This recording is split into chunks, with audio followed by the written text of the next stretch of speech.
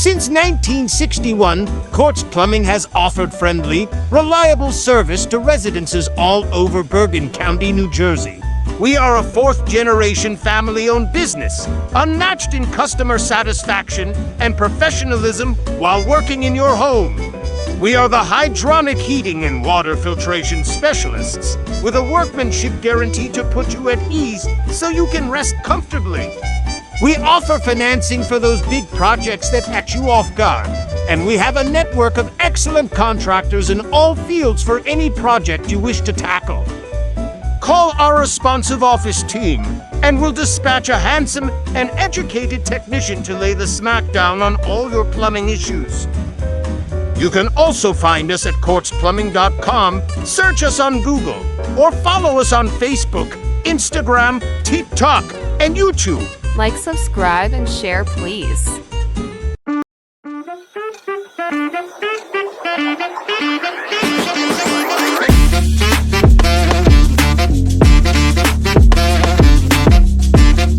Ladies and gentlemen, welcome to Plum Bums Podcast, the blue-collar tradesman show where we talk about small business and entrepreneurship in these crazy times of 2024 in America, the United States of America.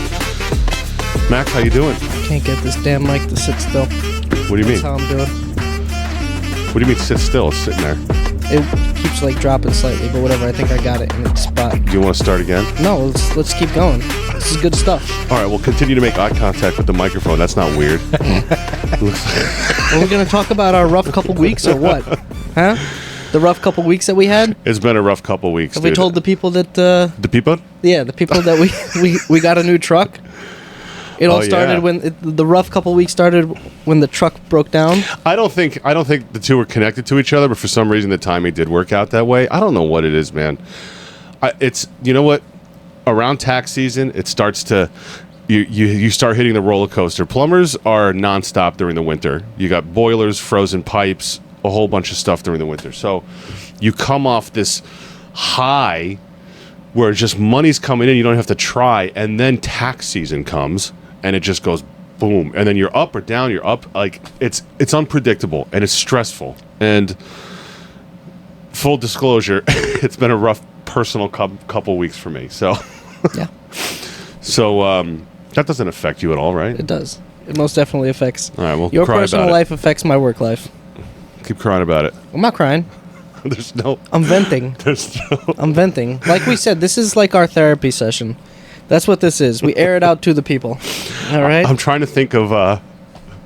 okay, so... I don't know how to explain this. So, we were talking today... You don't know how to explain it without being gay? I don't know how to... I don't know how to introduce this because I don't watch the show.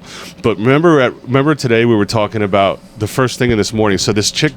This JoJo Siwa chick... Yeah. So she's been popping up in my reels lately because I guess everyone's making fun of her. So I'm like, who is this girl? So I did I was just bored on Sunday and I was going through some stuff and she's this girl from Dance Moms and this show Dance Moms. Yeah. And I went on this short little binge watching of Dance Moms clips and I had no idea how horrible these mothers are. And I'm watching this stuff and these girls are 7, 8, 9 years old being berated by 40-year-old women because they're trying to relive their youth through their kids, and it's just weird. I mean, I wish I knew the show well enough to take one of the main lady's lines and just use them against you when you start crying about. It's weird.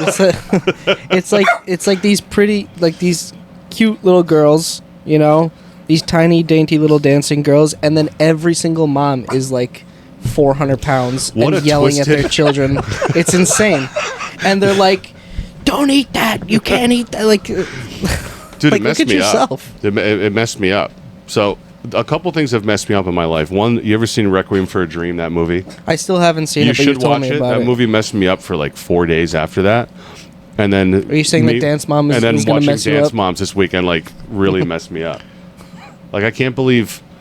It's terrible. It's absolutely terrible. It's smut TV. That's what it is. It is smut TV. It's to a T. It's what is it? Housewives. You know, the Real Housewives. Just pretty much. It's all that stuff. Kids.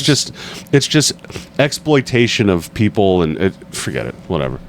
The whole reason I brought that up was because I was trying to think of a catchy line that the main woman would say, but I don't know the show well enough to throw at you while you're crying on the job. So I'll just go womp womp. Like your uncle. Exactly. So yes, we did get a new truck. Got a new truck. Unfortunately, you guys don't know it's our new truck because there's no writing on it. But we got a new truck, and it's a very large new truck. Yeah. We got dually and 11-foot high, which is...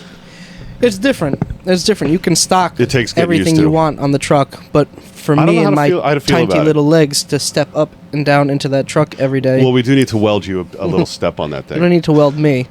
You just need to weld a step onto the truck. It's a big difference. It's 2 feet longer, 2 feet taller than the other one.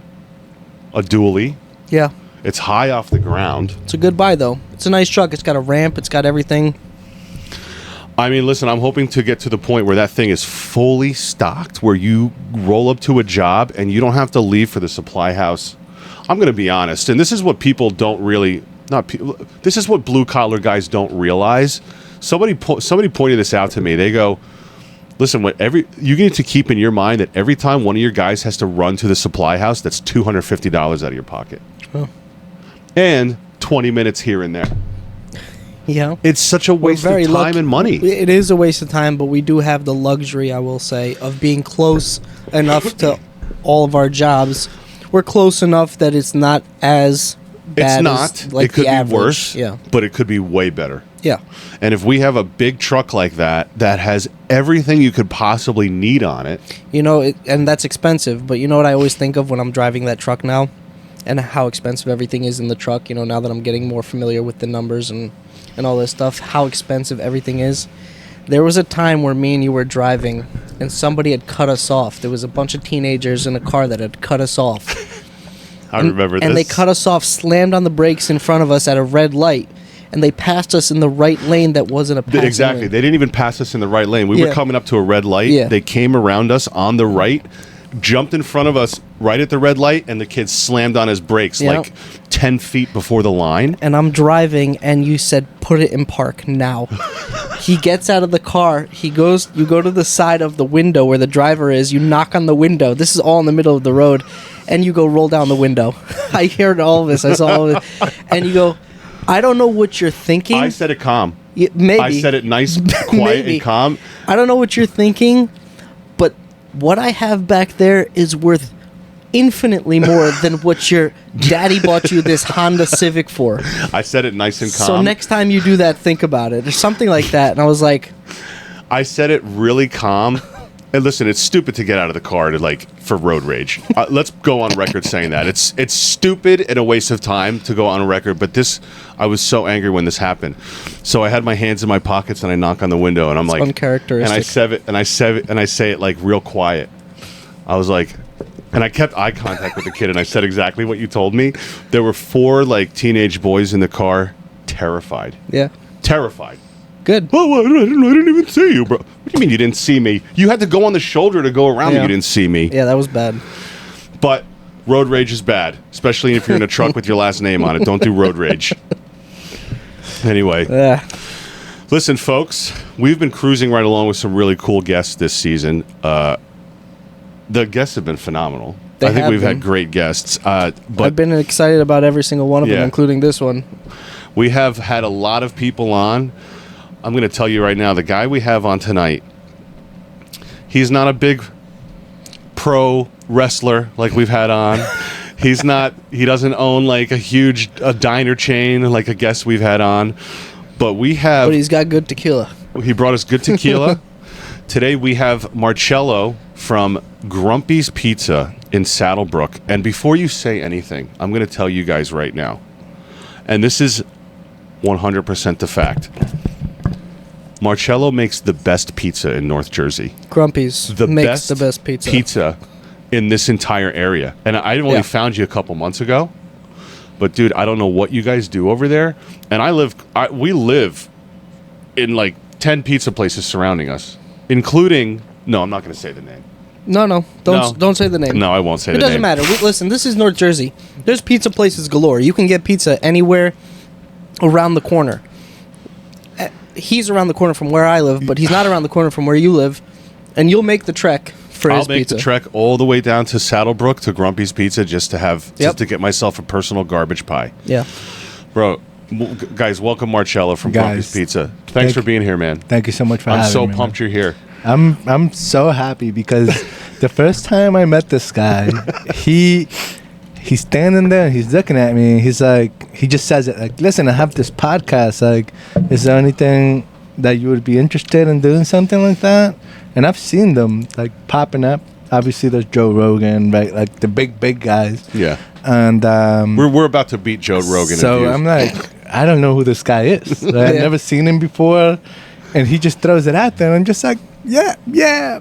You know, I'm sure we'll. Order your pizza and be gone. I'm like, dude, it's so random, right? And I'm just like, yeah. And then I see him again. And he says it again. Yeah. So I'm like, oh, he's not fucking around. Right? Yeah. Excuse my French. That's all right. I'm already dropping the F-bomb. That's all right. He's for real. Like I he- had to get you on. Yeah. First of all, you guys have a really good phone rapport. You guys have really good like etiquette. You're doing something like kind of unique over there, even though it's just a pizza place. Right. There's something unique going on over there. And it's funny because every time I go in there, you're a very happy guy, but you named your place Grumpies. Grumpies, yeah. Where did that come from? But I wish I could tell you this like crazy story about it, right? Like, but the reality of it is that when you open a business, it just comes down to getting people to remember you, Yeah. right? And I found that Grumpies was a name that kind of makes you stand out a little bit. Yeah. A lot of people name their restaurants their first name, their kid's first name, their last name, right? Like, I thought Marcello's wouldn't be a bad name, but It's not I unique. feel like we would kind of blend into the mix Yeah. a little bit. Grumpies is you're right. That is actually it's a standout name. And there is a little story behind it. One of my best friends, my buddy Tom, that I grew up with since I moved to the country, he's done very well for himself. He owns a tattoo shop. He owns a construction company. He's always like entrepreneur, Yeah. and he's always had this knack for like branding, right? Like, Yep. and one day we were just hanging out, and I told him, dude, like, I've been wanting to get my own place going. He knows I've been in the restaurant industry for a long time. He was a tattoo artist for a bunch of years before he had his own place. I'm gonna pull the mic toward this way a little bit. Is that a little there. better? That's good. Yeah. So then when I mentioned it to him, I had been like whining about something like earlier, and I was just like in a bad mood, right? And then we were Right. talking about it, and he's like, "Oh yeah, what are you gonna name your restaurant? Grumpies?" And that's it. He just said it. Really? Yeah. That's it. Just like that. He just said it. Yeah. And Do you pay him royalties? Dude, I wish. No, none of that. But he just said it, and then actually didn't open the restaurant for like 2 years after that. Oh wow. After But he it stuck. mentioned But it. it stuck. with you. And it was in my head. It was in your head. It was in my head for That's 2 marketing. years. That's how you exactly know And branding. to me, that was like no question. This is what the name needs to be. I even had a lot of my family like, "Why are you naming it that? Like, that's so silly. Yeah. Why would you do that?" And I'm just like, look, I don't expect you guys to get it. Yeah. Like I like to live my life in a way that I don't really like to explain myself too much. Yeah. As to like why I do things, because Right. at the end of the day, it's my decision. I'm the one that's gonna have to face those consequences. Yeah. That's just part of life. Well, So- listen, you guys plugged in. You've been open. You told me a little over 2 years ago. Little over Almost 2 2 2.5 years at this point. 2.5 years almost, yeah. And I think you guys have like really like caught on to some kind of niche over there. So branding is very important to us. Of course. All right. So when I It took should be. over, I mean, I talk about this on the show all the time, but you know what? I'm going to talk about it again. Yeah. So when I took over, branding was very important. So I made sure that everything we put out is the same color scheme, the same. Like I have the logo on my truck. When my uncle took over in 1994, I was like 12 years old. He asked me to draw the logo, so Get I out. drew that logo when I was a Really? kid. The one right there? Yeah, no, not this. This is one of our suppliers, but the one at the bottom of this sign. You that drew logo that? right there. Yeah, when I was like 12 years old. Yeah. That's all So right. every time, Well, everything is graphic design, right? Yeah. So he's doing it with pen and paper. you I'm got guessing. to It's- grab people's attention. That's you pretty got to cool. grab people's attention. Yeah. Like, bro, anyone can open a pizza place named Salvatore's. How many pizza Yeah. places are Sal's? Yeah. You know what I mean? Sal's or the town you're in and pizza. No, but it's not just his name, but it's again like what you said. They're doing something right over there. First thing you do is when you order a pie because you call Yeah. the girl on the phone. Always nice. Not grumpy. Not grumpy. She's always asking you, Yep. you know, exactly how you want the pie made. It's like Yep. that already puts you not. I don't want to say at ease because that's you're just getting pizza, but Yeah. it's nice. Yeah. It's nice because I've ordered from pizza places where they're like doing you a favor. Yeah. Yeah. I went to one where I ordered a pie, and when I went to go pick it up, I complained about whoever ordered whoever took orders on the phone. I'm like, why is what's up with that? Yep. You It's know? like they're helping you, but it's almost like they have to. Yeah. Yeah. You know, like you're taking time out of their day. Yeah. Like, oh, this job would be so good if people didn't call it. Yeah. It's like, oh, okay. Yeah. I've been in the restaurant industry for a long time, like I told you guys. Honestly, it amazes me how people act like that. Like, dude, nobody made you have this job, Yeah. right? Like, you're here because you applied. Yeah. Yeah. I want to actually. Yeah. So we talked a little bit off camera. Yeah. You said you did do some college, or you did. graduated from college. I You were did. going for something totally different. Yeah. Would you? So I spent a lot of time in the restaurant business myself, waiting tables, bartending, all that stuff. Yeah. You told me you even had your own restaurant, right? No, Did I I had remember my that? own pizza place. It wasn't mine. I managed it. Okay. And the owner was never there. So I had kind of free range. Yeah. It didn't do well. And to be honest, since I worked there 15, 20 years Is it ago, still there? like 18 different people have bought and sold it. For Oh, some reason, the same location name. is just It just- different. They Oh, just they keep ju- changing it. Different owners. Yeah. It's just the location may not be good or whatever. But would you suggest? Because we talk a lot about kids who leave high school instead of going right to college, work for a landscaper for a couple summers or something like that. But I always say I always hear people talking about everyone should work in the restaurant or some kind of service business just for a little bit. It's like, it Just to humbles know. you. Yeah. It humbles you. Yeah. It does. humbles you. It gives you a sense of. It teaches you a lot. It does. Like, I pull a lot of stuff that I learned from the restaurant business and I bring it into this business that's totally different. Yeah. You know? Yeah. How many years in restaurant business were you in? I mean, I wasn't in the restaurant industry when I lived in Peru. When Right. did you leave Peru? When I was 12 years old. Okay.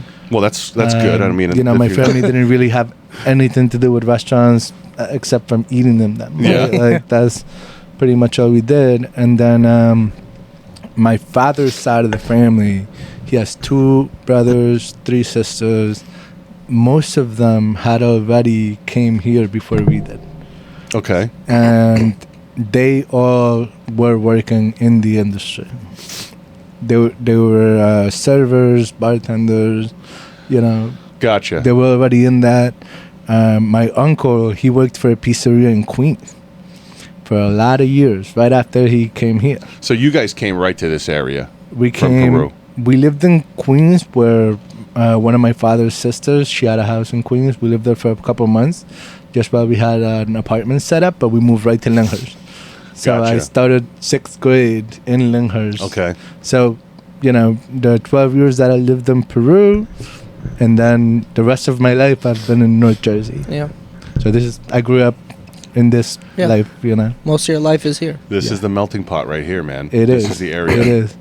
But my family, they were all in the restaurant industry. I remember when we first got here, like my uncle, he had already bought a bar.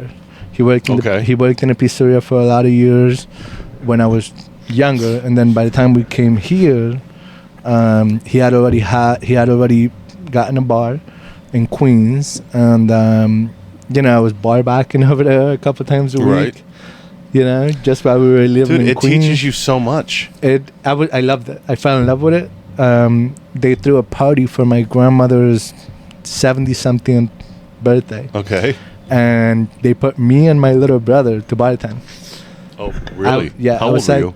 12 years old, and That's we're behind the Yeah. bar, tending drinks. That's immigrant sneaking families. shots. Running beers out. That's always People- immigrant families. They love to, they're like, he's fine. Let him do it. Bro, He's fine. He'll be okay. that day literally shaped the rest of my life. Really? You can remember that. I loved it. Yeah. I loved it. Being behind the bar, you're getting people drinks. People tip People you. tipping you. Yeah. yeah. It's like, oh, here's a beer, here's the Yeah. money. Yeah. I was like, wow, it's never been so Yeah. easy. I say he saw green from 12 on. Dude, that's Monies. listen. I grew, like I said, I worked in the restaurant business for a long time, Mm-hmm. and I stayed there longer than I should have. But you just every day you're getting paid. Yeah. it's hard. It's kind of like hard to like leave Yeah. and get used to something else. Well, you used to bartend too. You know Yeah, how that 100%, is. yeah. You leave with money in your you pocket. leave with money in your pocket every day, every single day. you know, and a lot of money sometimes. Yeah. Like, Yeah, you can do very well. yeah, there was, but I can't imagine you. I mean, how long? Were you almost this size when you were 12 years old? When I was 12, I was like 5'11" and like 200 pounds. Wow. Yeah. I've known a couple Peruvian kids growing up. They're all huge giants, bro. They're Yeah. huge, like ready to go to war. Something in the Yeah. air. Because they're living in the mountains over there. Yep. You know? Dude, my grandfather, he's like 6'2". My mom's brother, he's like 6'4". Wow. Even taller than me. Wow. And then my father's side of the family, they're not all so big. Like, Okay. my dad's like 5'9", 5'10" on a good day, you know? Yeah. Gotcha. So it's like a blend of like, my mom's side of the family is real tall and skinny, and then my dad's family, like their side is like a little shorter, Yeah. a little stocky. Right. So me and my little brother were both like, like, Okay. I got, we like to eat. I got to get myself a Peruvian woman so I can have big kids. Yeah. I had a Peruvian buddy in high school, I think like sophomore, junior year. And he goes, I'll never forget this. I was friends with him for months. And then finally I was like, what's your nationality anyway? He's like, oh, I'm Peruvian. I was like, oh, okay. And I was sitting at my desk. And then like 2 minutes later, I was like, where's Peruvia? He goes, no.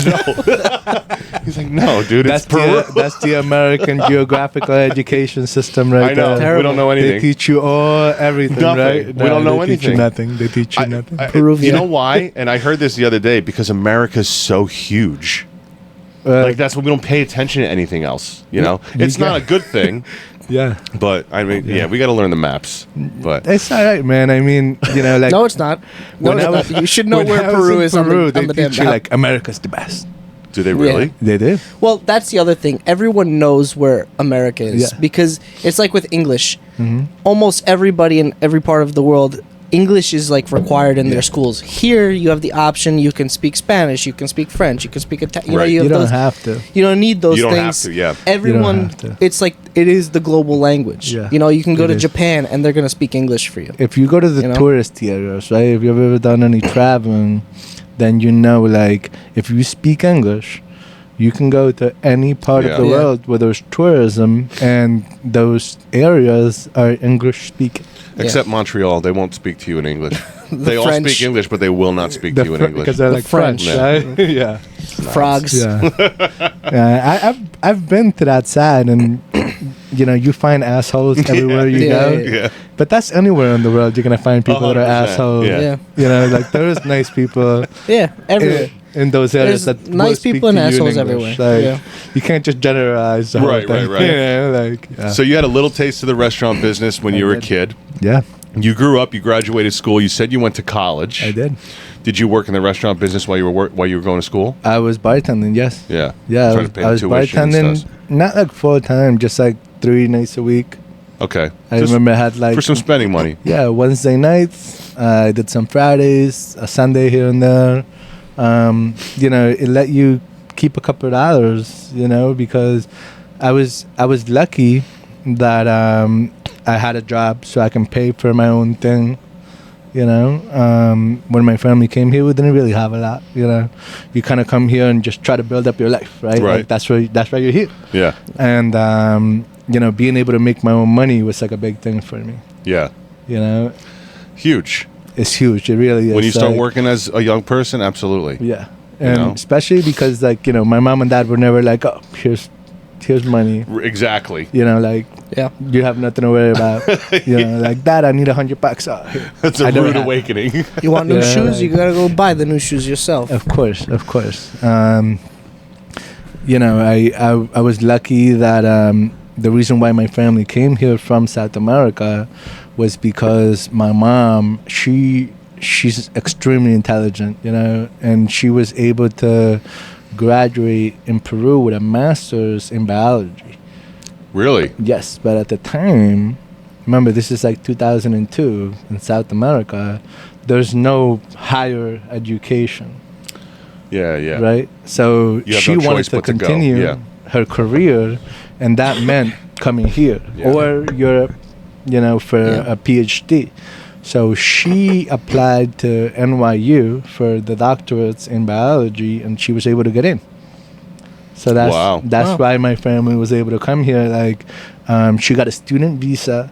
Then we had the F2 visa, which is like you come accompanying a student. I gotcha. And then she was able to teach some classes while she was studying, so she had a little money, Okay. and that was how we justified like being able to come to this country as a family. Right. No, not just her. Yeah. You know, and then yeah, from there she kept studying. She finished, and then she got like what you call a worker's visa. Right.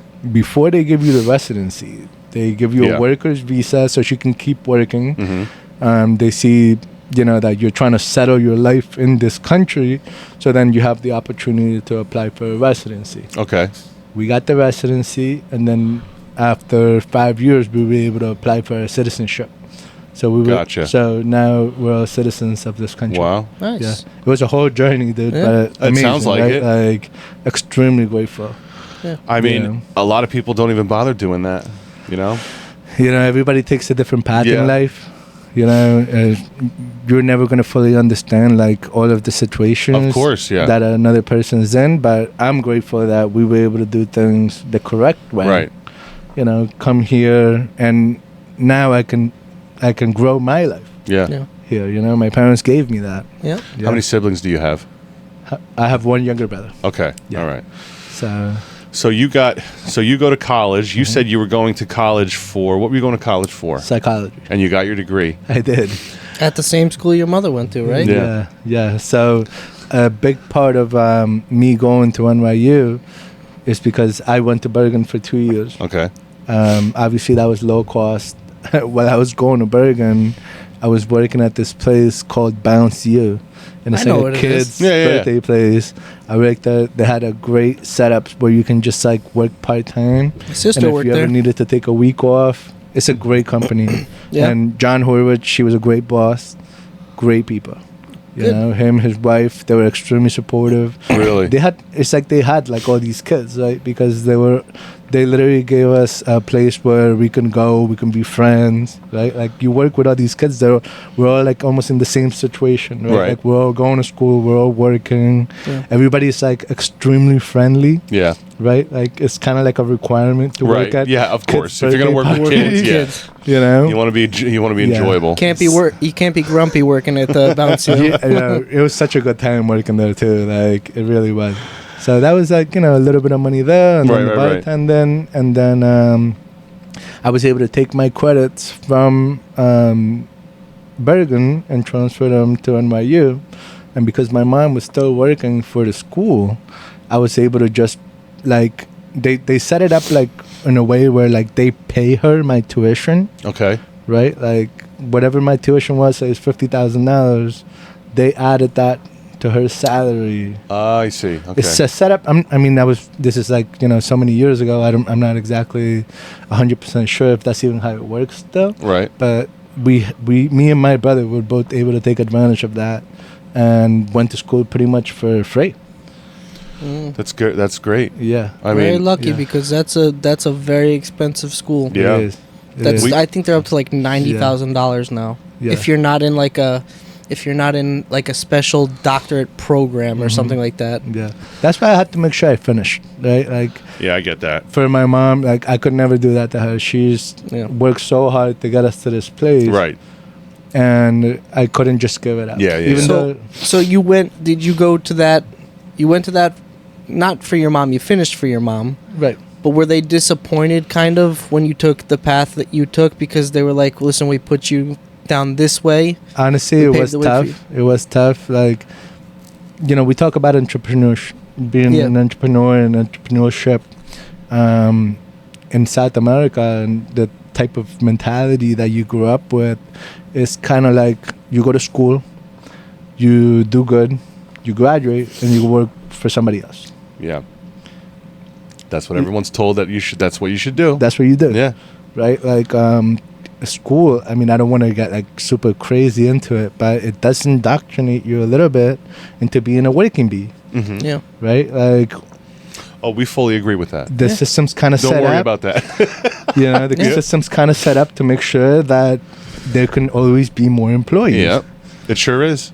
Yeah. That's not one of the reasons that we kind of advocate against college, but Yeah. it is one of the reasons, It's true.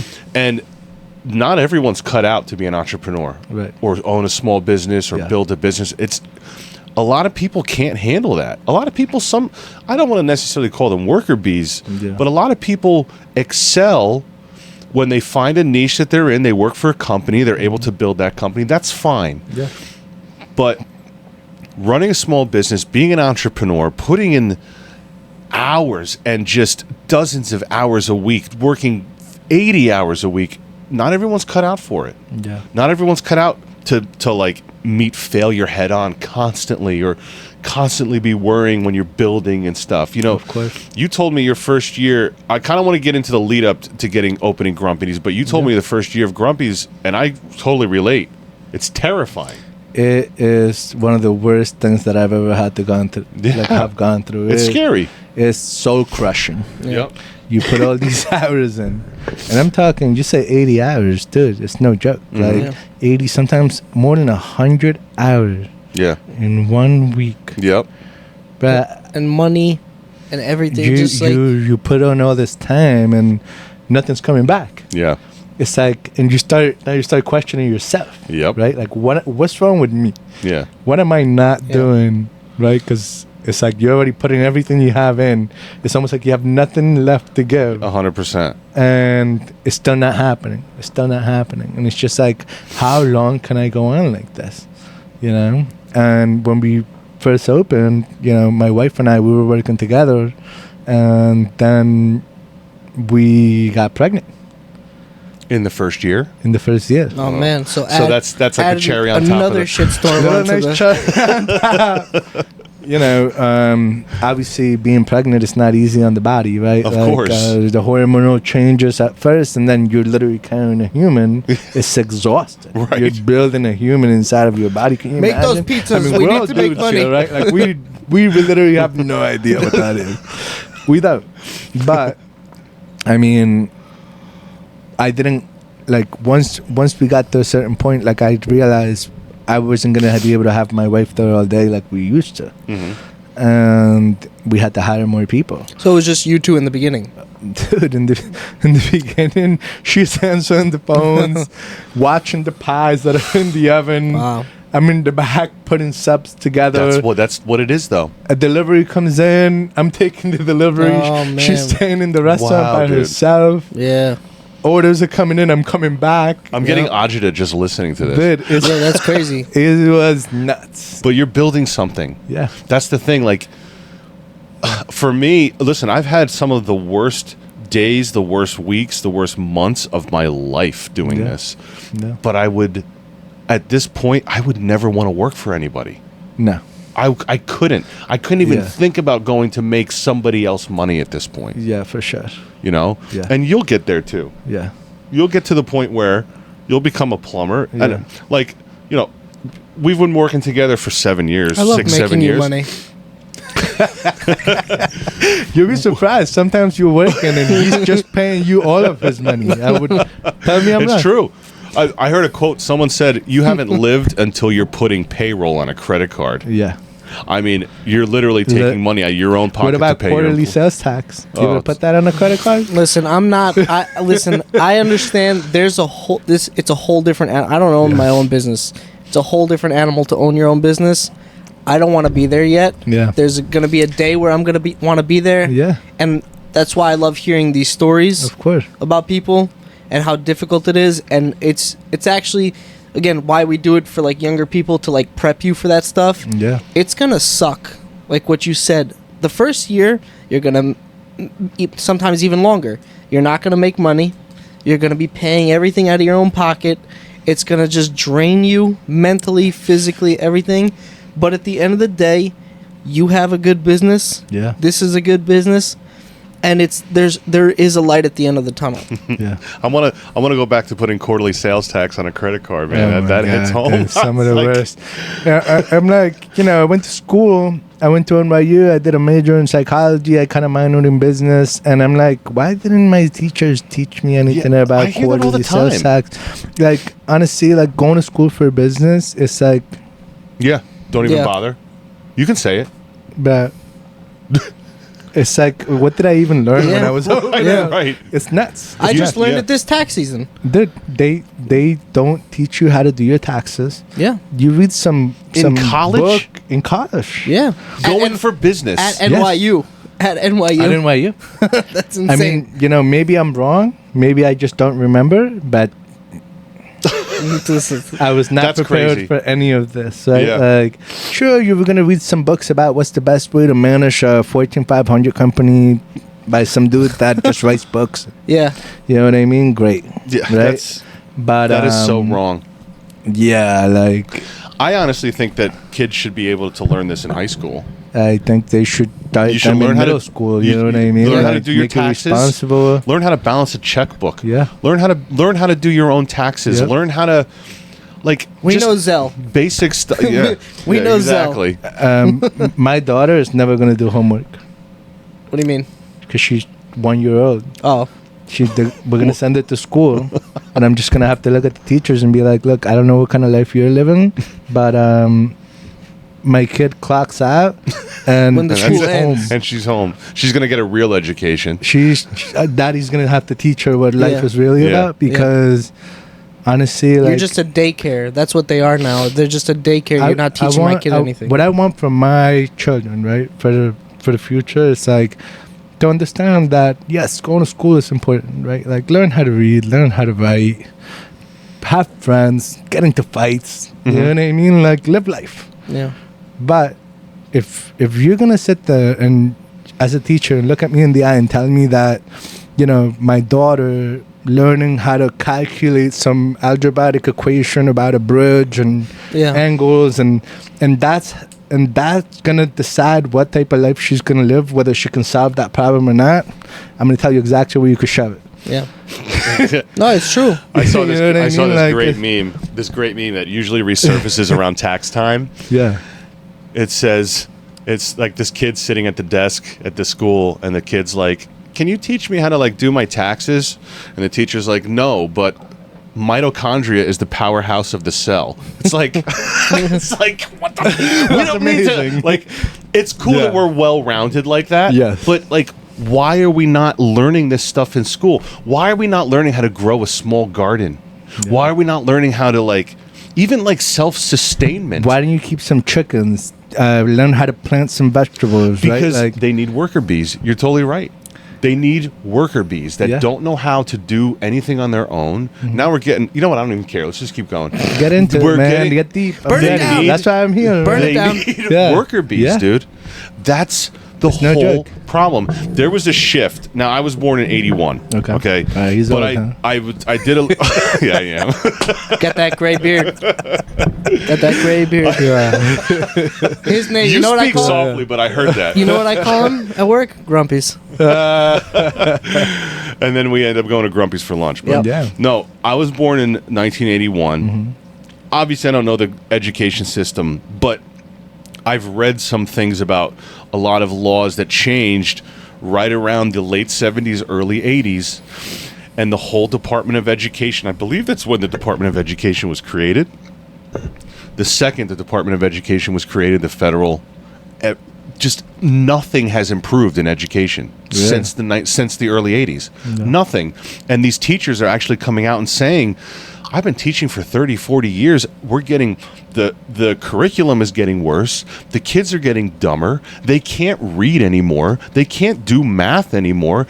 And they don't even know basic to take care of themselves. You need basic math. You need basic English. It's just crucial to be able to do these things in life, right? Like, teach the kids how to sign, how to read a lease agreement. Yep. Teach the kids how to read, That's another thing that they don't teach you anything about that. There's also a big cultural shift, I think, that goes with that. There's a lot of younger kids that are I've seen a lot of stuff absolutely disrespectful to authority that is and true. the elder. There their has teachers. been a shift in the way parents have been raising their children. There's a cultural shift where everybody's kids, a special snowflake. Everybody's a snowflake. Nobody Everybody's can get their feelings hurt. Exactly, and we don't do that here. no, we don't do that here at all. I mean, that just comes down to how you parents parent.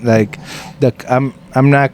You got to be able to understand what you're capable of, what you're responsible for as a man, right? As a person. Yeah. If there's other parents out there that want to raise their kids like that, that's fine, man. I'm not wasting any time. Right. Worrying you're too allowed much to have your about opinions. Huh? You're allowed to have your opinions. Right. And those opinions are welcome on this show. That's fine. So go for it. Dig people can do things the way they want to do things. I'm not here to press anybody down, but my kid's not going to be like that. Right. I'm just going to do what I can for my family, so they see the reality of it, right? Because the world is cruel. Mm-hmm. It's tough. Yep. It sucks. Some days are just horrible, but you just gotta be able to have the balls to get up and do it all over again, right? That's it. You learn from a very young age, right? It's not how many times you fall, it's how you get up. Special little snowflakes are going to have a tough time trying to run their own business. Have a tough time. First time somebody writes a bad review, we gotta close down. Nobody liked my garbage Don't even get me started about the reviews. Oh my God, How do you guys even get bad reviews? You know what? There's a lot of bad reviews that you don't see on our page because I like to handle it right away. If somebody leaves us a 1-star review, I like reaching back out to them right away. That's the way to do it. Because obviously, somebody's upset. Yeah. Something happened. Let's fix this. Yeah. Right? Especially if they're just saying what happened. Not everybody is willing to work with you. Yeah. But there is a couple of reviews, honestly, that I just didn't even respond to. Because they were being so disrespectful, so insulting, that type of people I can't even waste my time with. Yeah. I've had some bad reviews on my Google page. When you go to those people's history, that's all those people do. That's all 1 stars. Yeah, they just every single one of them. They just go through the world and treat people like shit. Yeah. So they're not even worth it. Yeah. You know what I mean? Google reviews is just some place where they can complain. Exactly. Yeah. Where people vent. It's everybody needs a venting place. Yeah. And a lot of people's places, Yelp, Google. I mean, I think most consumers are aware of that there's really crappy people out there that just that they just use it as a platform to complain, and you don't know what they're dealing with at home. You know what I mean? Right. You're right. So you can't take it so personally. You can't take it personal. I tell my wife this all the time. The 5-star reviews are great, right? But at the end of the day, it's those negative reviews that have really allowed us to build our business to where it is. Yeah. Because if somebody's complaining about something that you're doing, maybe you need to take a step back and look at it objectively. Could I be doing something better? Yeah. That's an entrepreneur mentality. That is an entrepreneur mentality because a lot of people have a tough time taking criticism. But if you can take criticism and use it to your benefit, I mean, that's huge. Yeah. The improvement that you can make. Of course. I mean, and you guys see Grumpies now, 2 years in, we've gotten there because this is not how we started. Yeah. I can promise you this. When we first started, the pizza was no better than your regular Joe Schmo pizza. I swear to God. Yeah. Really? Yeah, yeah. Like, look, Where was it was that? good. It was a good pizza. You know what I mean? But Yeah. it's not what it is today. Well, you made improvements. Of course, You started working. You made improvements. you have to. I mean, I kind of thought that you kind of went into these like I have secret pizza recipes and I'm going to blow the world's Yeah. mind. This is the secret. Don't stop growing. Don't stop becoming Don't better. stop learning. Wow. Yeah. Don't stop learning. Edit yourself. Don't. And this is a big thing for other restaurants out there. Like, I've worked for a lot of restaurants. A lot of time people are scared to change something because it's already selling. Yeah. We're already making money like this. Yeah. Our customers already like it like this. Change it up. Don't do that. If you know that it could be done better, make it better. Yeah. Yeah. Make it better. Don't be scared, right? Because you want to know the difference between the guy that just stays where he's at. Like, he's just staying there. He's gonna die like Yeah. that. You know what I mean? Like, the people that really are able to take off become, right? Because that's why we get into business, right? You don't want to get into business to just do okay, Right. right? We're all in this pursuit of happiness. Yeah. We're all in this. You want to build your empire. You want to make money. Yeah. Exactly. Yeah. You want to make money. There's no beating around the bush about There's it. no That's beating what we're around here the bush. for. You get into business because you want to make money.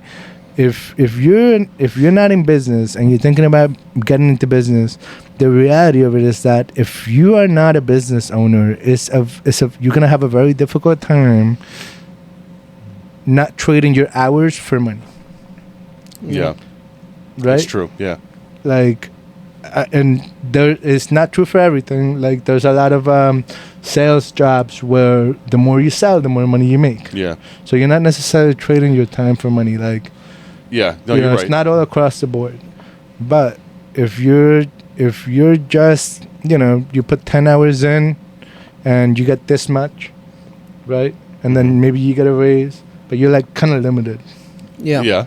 you know? You're capped. Yeah. You're kind of capped. I mean, unless you have other side hustles, which is great, right? Yeah. I think everybody should be doing some type of side hustle if you have the time for it. Like, I don't have a lot of time. I wouldn't my imagine side so. hustle is like spending time with my baby, Right. You know, Yeah, like yeah. and my family, and that's my side hustle. Yeah. Right now. Okay. Excuse me. But at the end of the day, you're just kind of limiting yourself for a paycheck, right? Like the hours Yeah. that you work versus how much you get paid, and you could always climb, right? Obviously, you see it like people climb from one job to Yeah. the next. They're offering more money for your hours, but at the end of the day, it's just money against your hours. And if you don't show up, you don't get You don't paid, get paid. Yeah. right? Being an entrepreneur, like the reality of it is like, I don't want to do that. I don't want to trade X amount of hours for X amount of pay. Like, for me, it's like, sky's the limit, Yeah. Yeah. right? Like, nobody says that you can't have Right. 5,000 pizzerias. There's Right. no law Yeah. Yeah. that says that you can't, right? Papa Like, John's. think about it, Which is right? an Like, unfortunate it's, and story it's, when- it's kind of scary because nobody tells you that. Mm-hmm. Nobody tells you that you're not allowed to do this. Yeah. But also nobody tells you, like, listen, you can have 5,000. You can have 10,000 trucks. Yeah. There's more than 10,000 trucks out there right now. Yeah. Why can't you match it? Exactly. Yeah. Sky's literally the It- limit. it is. When you're an entrepreneur. When you're Like, running your own thing, 100%. You're literally only limited by your own imagination and your own perception of yourself and how far you can go. That's gonna make a great reel Scary. or short on YouTube. It's I'm scary. gonna pump that out like 30 times next Love week. it, love it. I mean, honestly, like that's just what being an entrepreneur Yeah. is. And we said before, not everybody has that in them, and it's okay. That's okay. It is. It's Maybe- okay. It is what it is. You know, there's the other side of it. Aside from what I just said, like there is the fact that, like, you know, you can put in 100 hours a week, lose money. Yeah. Lose money. You can lose money. You can put all this time in and you just lost money. Yeah. Yeah. It's nuts. It's scary. It Happened to be at the sucks. casino last week. Right? It's like one of the worst things you can do. Honestly. You put in Like, 100 hours at the it casino makes last you week? want to beg for a paycheck. Yeah. Yeah. Yeah. It makes you want to beg for a paycheck. I've Like, been there, dude. Trust me, I know Like, exactly what you're talking about. I wish I could work 100 hours for somebody else. I would be making 2,000 a week. I've been You there. know what I mean? I've Like- literally come home and I've said, I can't do this anymore. I can't do this. I sit down, and once I start thinking about my other options, they always involve working for something else, and that's where it stops. And I said, you know what? I can't do that. Yeah. I just can't do that. Absolutely. And we've been doing this podcast for about a year. I'm not making money off this. Right. It takes me 30 hours a week to do this thing. 30 extra hours a week to do this But thing. this is like this is your side hustle. This is my side hustle. You could monetize this. Another thing that I piggyback off. Yeah. This guy, he just shows up. He just shows up. for shits and giggles. He Why do doesn't, you think? he doesn't even take a shower beforehand. Nope.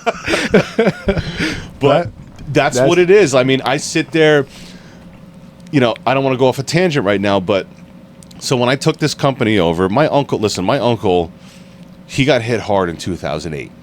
2008. That was the big balloon. Oh, yeah. Right? It- like it hit him the hard. Great Recession To be that honest, America went through. I don't think he mentally ever recovered from that. Yeah. So He when I lost a took lot in over, investments and stuff. he had a lot of properties. He had a lot of Yeah. homes that he owned and rented out, and he lost pretty much everything. Because when that hit, tenants just said, "I can't pay you. I just can't pay you." So, what is he going to do? What is he going to do? Beat them down for money? So, and everyone got hit. Like everyone got hit in 2008.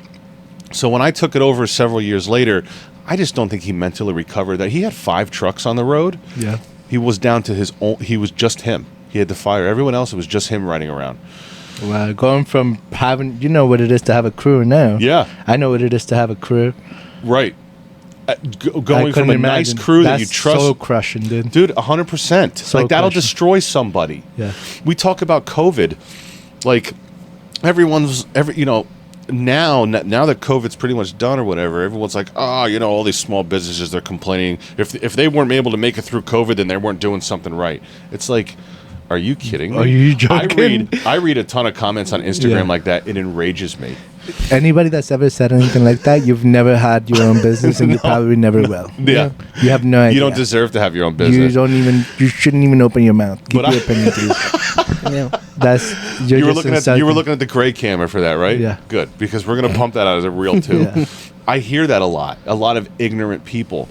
Ignorance. But- That's what it is. Ignorance. When you go through something like that, it's hard to recover. Yeah. When I came on, we didn't have a website. We didn't have any social media. So No. I took this and ran. And I decided, I was like, listen, we have a logo Mm-hmm. that is so big on the truck that you can see it from down the highway. Nice. Let's build off of that. So I picked the color scheme. Everything complements that color scheme. Everything complements the overall shape. Everything complements the general vibe of that. And I also pull my grandfather, who started it in 1961, into the branding. Nice. So branding, You bring the old man into Oh, it. yeah. huh? Yeah. even the shirts we wear Nothing now, like a nice little history behind your Yeah. brand. 100%. I fully believe that. Yeah. My grandfather used to ride around in blue button-down, long-sleeve button-down shirts. That's what we wear to honor And him. you made it a uniform. Yeah. Yeah, we made it a That's uniform. sick. You made his look a uniform. 100%. That's amazing. So I love that. So we do, and then with this whole Plum Bums thing, the colors in the Plum Bums logo. Yep. When I do the background of everything, I make sure it's all colors from that. The text is right. Nice. The text is the same. So and I didn't go to school for this. I Yeah. picked this up as you go. No, I mean honestly, it's so cool because I don't think like that. No, he's So I'm listening artsy to Your fartsy. brain think like this. I'm more fartsy than artsy. It's different. I don't think like that. I don't. You know what I mean? Like that's very special. Yeah. Well, I mean, I'm just trying to figure out what makes sense, Yeah. you know? Because, listen, I want to build my empire. You Yeah. want to build your empire. Yeah. Eventually, you're going to build your empire. You will. You will. I can It's- see it in him. He's got that eye. You know what Napoleon. I mean? I got that Like, Napoleon complex. Yeah. Just do me a favor. Look at the camera. Just go like, yeah, exactly.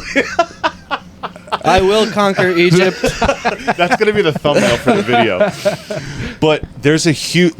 For me, like, when I was growing up, I never wanted to be a plumber. Here I am doing it. And, you know, the whole branding thing is very important to me. And I think it should be important to every entrepreneur because it's huge. Your social media presence. I mean, Yeah. I follow.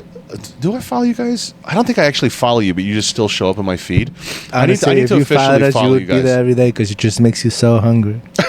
You just look at the food and you're like, that looks so I good. always ask him on the I way need a home bite from of like that. on the way home from class. I always ask him. I go, "What are you doing? You want to go get something to eat?" He goes, "Nope, I already ordered Grumpy's garbage pie. It's over. I'm on my way. It's over." Yeah. They made me a Yeah. crispy crust with garlic I sauce mean, on that's it. what you want, right? Like you want to eat. Yeah. Yeah. Dude, when I worked at that pizza place, when I was running that pizza place, Yeah. I put on like 80 pounds. Yeah, you know, he said to me one time, he comes in, he's like, yeah, I used to have this pizzeria. I used to run this place. He's like, it wasn't as good as this though. I'm like, this guy's no joke, right? Like, he's really telling me, like, you know, I'm here. I like this food. Like, it's better than what I used Yeah. to make. Oh, Like, 1,000%. Yeah. No question. No It's- question. I'm not a chef. I'm not a Yeah. cook. I don't understand food.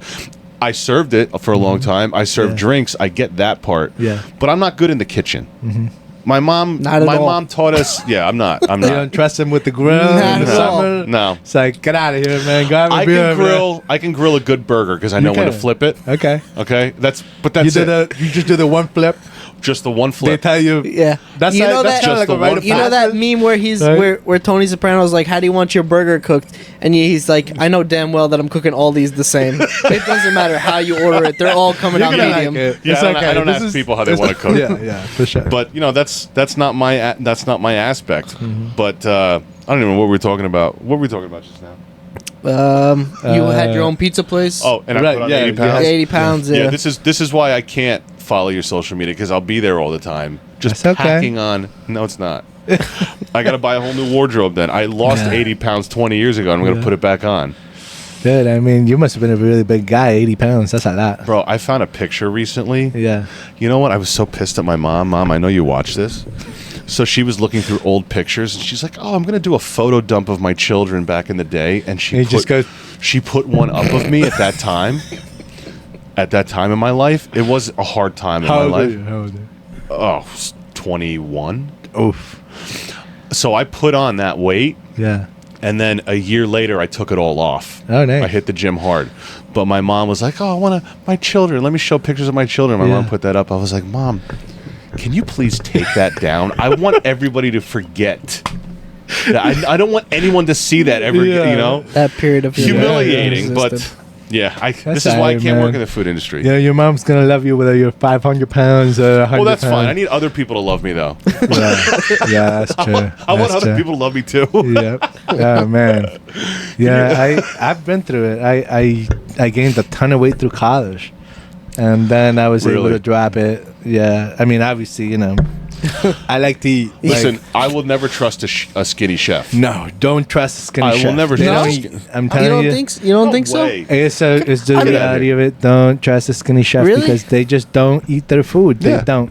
They don't. Wow. If your chef Never is trust a skinny, skinny they're not chef. You eating. never heard that quote? I've heard that, but the only reason why I didn't necessarily agree with it is because I get the whole fat chefs. Yes, they love food. They're making great food and Yep. everything like that. But I also figured in my head that like a skinny chef, he appreciates certain, like certain aspects of the way he makes. No, all right. I tell you this, like if you see a chef that's really fit, they're probably eating a lot. They're just probably, working yeah, it. they're packing You know on the what I mean? calories and working But them if you off. see a guy that's just kind of like looks like he doesn't really like food so much, Yeah. that's the reality of this trade of the industry that I'm in is that It's a big boy trade. There's, That's what it there's is. just as many guys that love it. There's just as many guys that this is just kind of like the only thing that they know how to Yeah. do. You know, and Yeah. You're right. And not everybody is as passionate about their trade, right? Like I'm sure you've worked with some plumbers. They don't love fixing pipes. You Never know what trust a I mean? skinny There's no plumber. plumber that loves it. But I'm sure there's a ton of guys out there that are like, I love this shit. Yeah. I live for this. You know, I like to show up and I like to Our fix neighbor. shit. Yeah. We got That's- a plumber. We got a plumber that rents the other side of our garage. Yeah. He is never in a bad mood. Never. This is what he does. This He's is like, who you are. You're "Here I good go at to it. fix toilets." It pumps you up that you could help other people. Yeah. Yeah. But you see it, right? In your trade, those guys that love it, those guys that don't, Yeah. but they both do the job, Yeah. right? Yeah. Exactly. In my trade, the difference is that, those guys are tightening those bolts with the same tool, right? Right. And with us, like, it's just like a little bit different because honestly, like, as weird as this sounds, when you're cooking, your own palate influences the Yes. food significantly, Yes. right? Like, and a lot of times, not everybody's born with the same type of palate, Yeah. right? Like, Right. some people have better flavor profiles. I got than friends who are others. so uncultured, it's ridiculous. Yeah. They can't eat any different types of food. You give them any types of food, it's like Yeah. I'm like, this place is amazing. This place is amazing. Yep. You gotta go try it. Do they have chicken fingers? And yeah, exactly. And they're like, do they have chicken fingers? It's okay, right? Like, that's like- why we have it on the menu too for us. Like, people like chicken fingers. Yeah, There's people nothing like wrong a with chicken chicken that. finger, fingers, come on. but Yeah. like, Chicken tendies, Yeah, bro. I like a nice tendy. Let's do this. We gotta. We've been talking a long time, Yeah. guys. We're gonna take a quick break. We're here with Marcello from Grumpies Pizza in Saddle Brook, New Jersey. We're gonna talk some more about. We're gonna get into your social media, your Right. little bit more of your More the branding, back end stuff. a little back end stuff, Yeah. yeah, and then like what your plans for the future are. Yeah, man. But guys, thanks for listening. We'll be right back.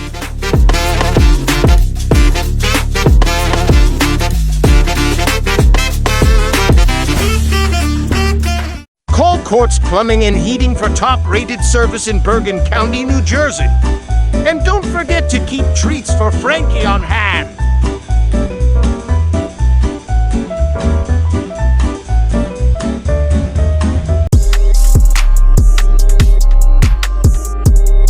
This is seriously one of the best pizzas I've ever had. When I say it's hands down one of the best pizzas you'll ever taste, I mean it. I have ordered from here many, many times, and their food is always top-notch. Everything on the menu, even sandwiches, are just so tasty. I traveled from New York City to come get Grumpies. If you enjoy pizza, this is a must-try place. Once this pizza hits your taste buds, you realize that it all works perfectly together, and that's what makes it unique as a Grumpies pizza.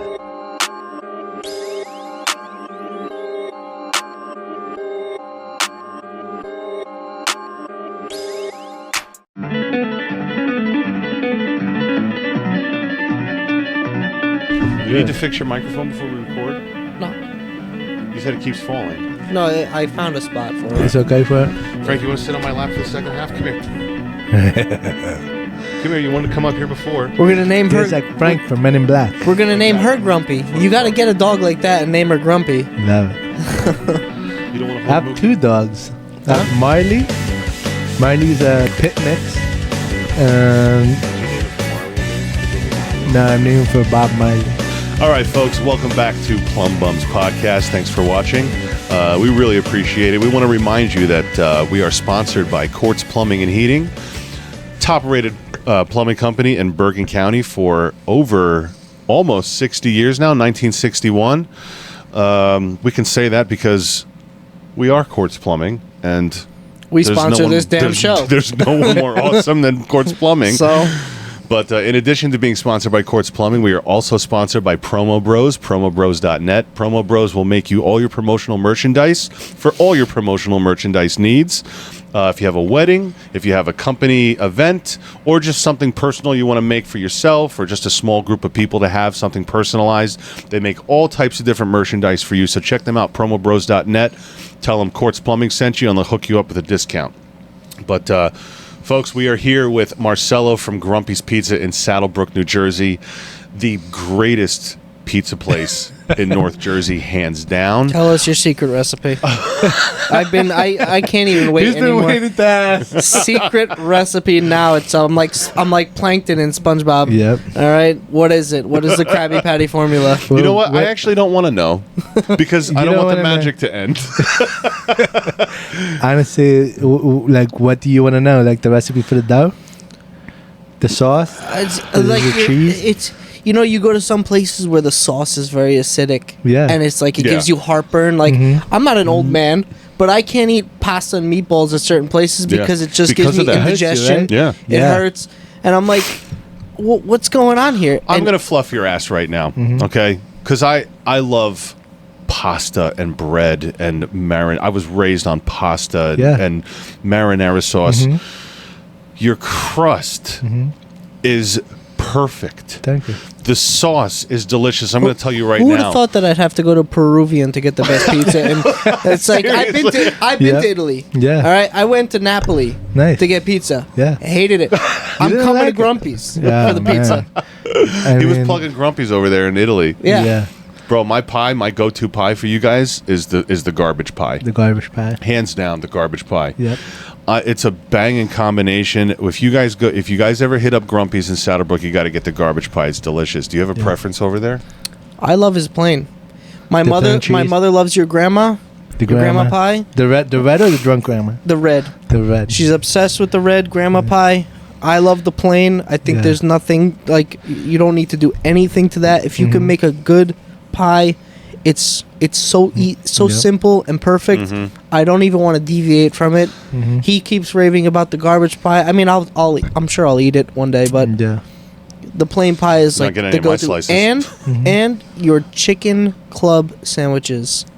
Do you like the subs? Yeah, the chicken club I haven't had a sandwiches. sub from you yet. We Me bake our and own my bread. brother. Yeah? Yeah. All right, I got it. Me You and make my your own bread? Hmm? You make your own bread? We bake our own bread, yeah. That's For the why. subs. That's why That's I'm why. telling you, bro, the key to a sandwich is good bread. It's good bread. you need it. Yeah. I don't care about calling out this company. Jersey Mike's, all these chain sub places, they're like, we get the best ingredients, but their bread is garbage. You know, like when it comes down to eating carbohydrates like that, it's delicious. I mean, Jersey Mike's, I've had it. I'm not going to say it's a bad subs, but if you eat something and then you feel like there's a bag of bricks in your stomach, Yeah. you're eating the wrong food. Yeah. You should not feel like that. Food is not supposed to make you feel like Right. that. Yeah. Right? Unfortunately, a lot of places, maybe they don't know any better. Maybe they just don't care. Maybe they do care. They just, they don't know another option. Maybe they just, I've worked for a lot of chefs, a lot of different restaurants where the people, they don't really eat their own food. Believe it or not, That how is crazy weird. is that? That's weird. That is crazy. Like, how crazy is it that you I can can't have your imagine own that. restaurant and you don't eat your own food? I've worked with chefs that don't taste their own food. Didn't your parents hire another plumber, though, one time? No. They, No, the second I got they- into plumbing, they're like, all right, that box is covered. No, this is We're not paying for another damn thing in our life. All right. So tell me about the transition from you graduating college in psychology I with a did. minor in business. How did you go from that to pizza, to food, just food in general? What was the journey like that? Right. So we talked about, how my family was in the industry. To be honest with you, while I worked in the industry, I never had anything to do with the kitchen. Okay. Right? Like all of the jobs that I had were not in the kitchen. Like I wasn't prepping, I wasn't cooking until like just a few years ago. The true love of food is from my grandmother. She lives in Florida. She's actually staying with us at home right now, which is Okay. amazing. I love having this woman there. She showed her love for her family through food. Yeah. Right? I get Like, that. in Peru, she didn't work. She was always stay-at-home mom. She had 6 kids. She took in like God knows how many other cousins, friends, right? Like I was born into like a full house. Yeah. Right? Like it's just nuts, madness. There's always a ton of people in the house. I'm so used to that, right? And my grandmother, this is my father's mom, Nellie, she was just like a matriarch. She lost her husband when she was young. My father's father passed away, and she just kind of like took it upon herself to like, oversee this family and make sure that everybody's successful and everybody's hardworking, and everybody's full. And she made sure that everybody was like extremely well fed, And growing up like that, it's just we just always had this love of food. We knew what good food was. Yeah. Right? Like, because we're eating it at home. Like, so lucky, so grateful. Honestly, I don't think my life would be anything like this if it wasn't for my grandmother putting that on me. You know, she just said like, this is how you eat. This is what you eat. Yeah. You know, growing up, staying at her house in the summers, like, you know, we would leave the house, go to the market, buy the food for the day, fresh. Yeah. Come home, cook it. You take your time. You make it a thing, right? Like, it's not like, oh, I have 5 minutes. Yeah. What do I eat?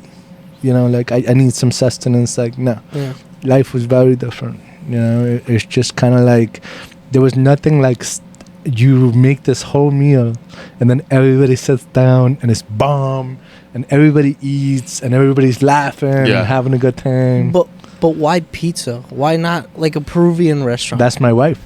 That's Oh, your really? wife? Yeah.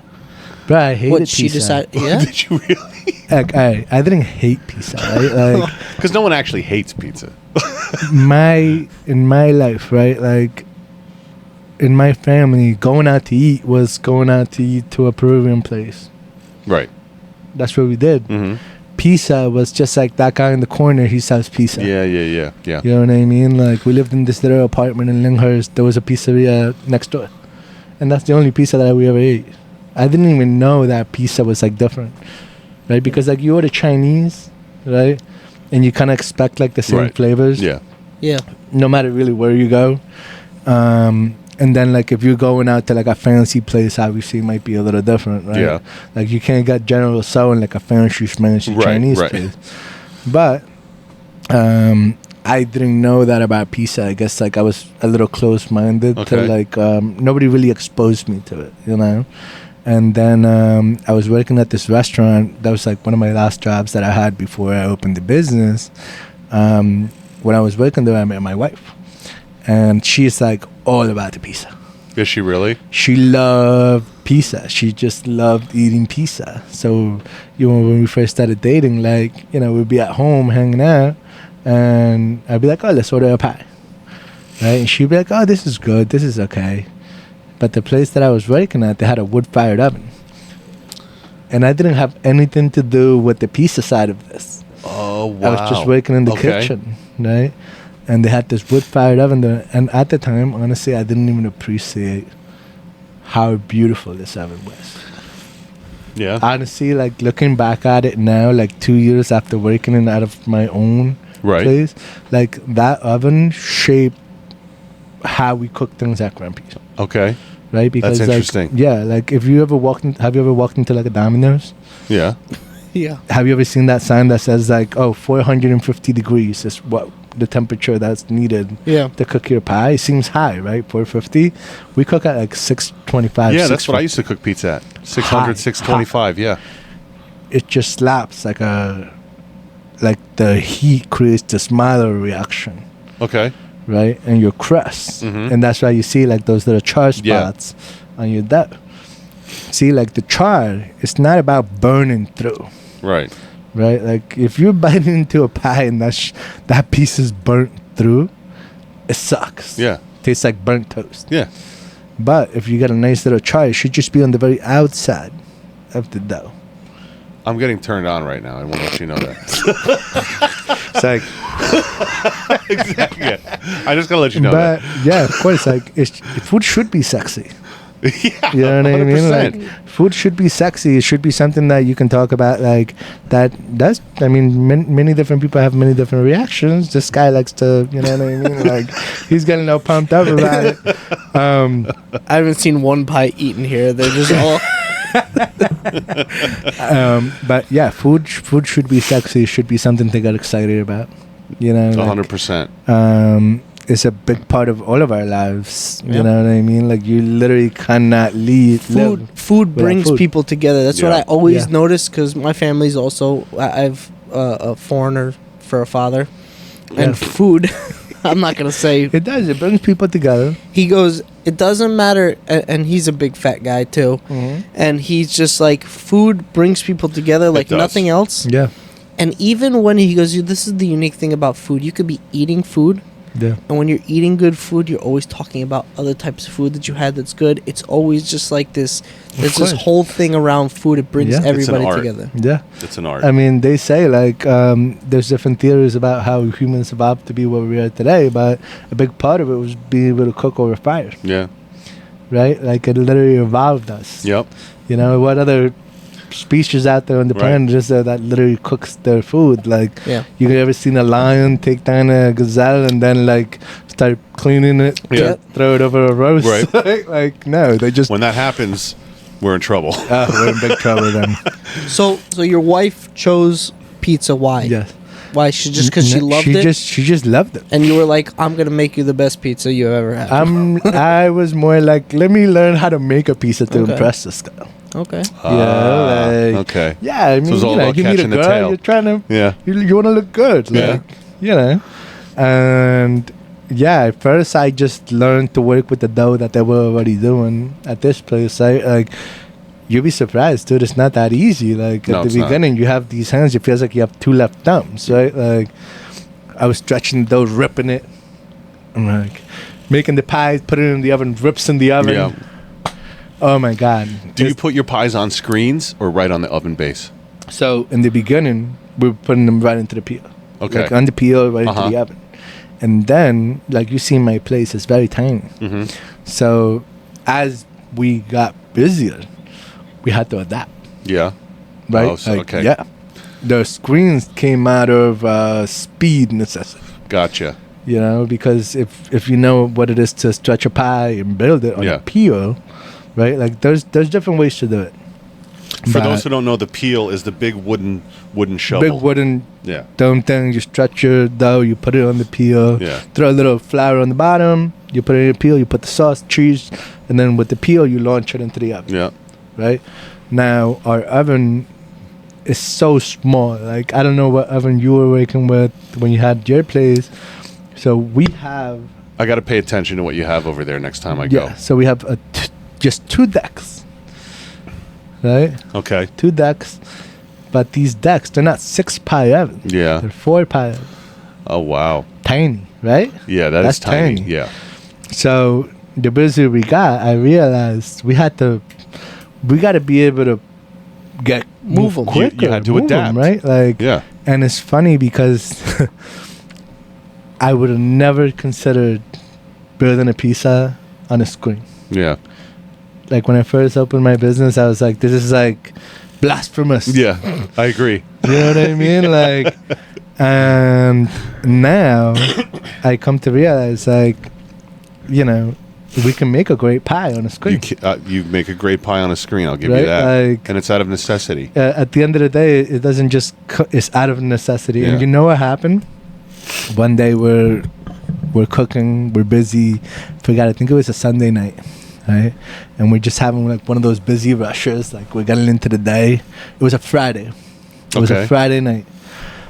If you know Friday, it's like your busiest day. Busiest day, yeah. And we're making pies. We're like in the middle of the rush, and I drop the peel, and it snaps in half.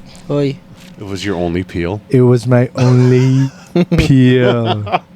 It was the only one we had, and I was like, I gotta stick my hands into a 450-degree oven now. "There's no, dude, like that dough. There's no way to." Yeah, that's a showstopper right there.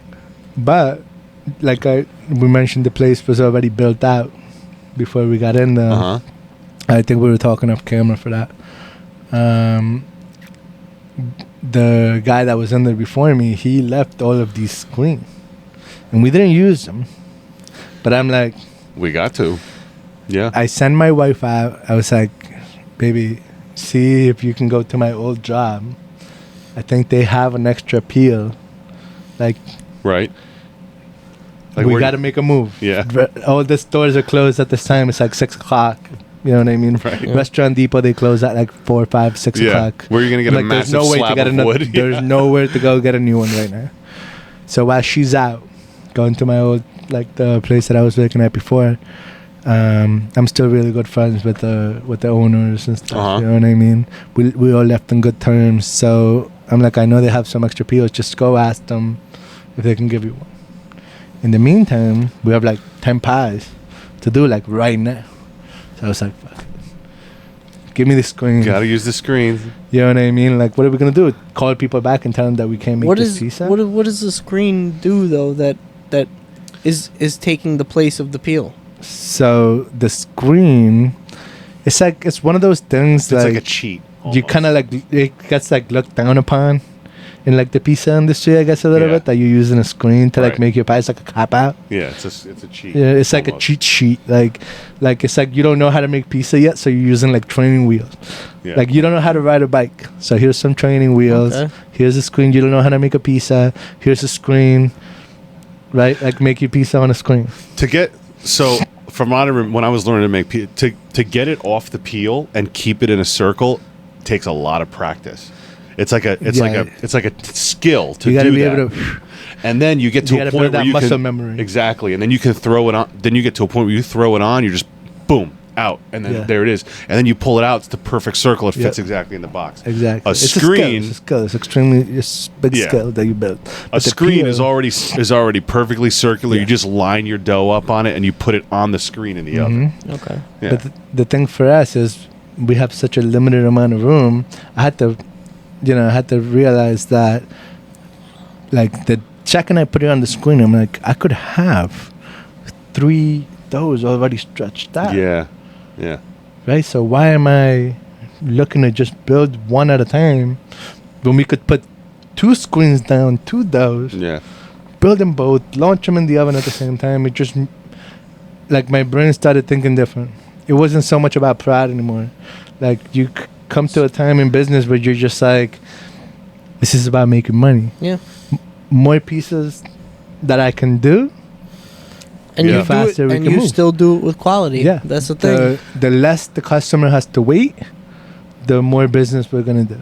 Let's put it into plumbing terms. So a lot of the old timers look down on guys for using ProPress Or the accordion screen traps. or the accordion screw. Well, we do not use that. No, I'm saying like people who just like Homeowner, that's a homeowner thing. Yeah. But the old timers will say, "Oh, you're using ProPress. You're not sweating pipe like a real man or whatever."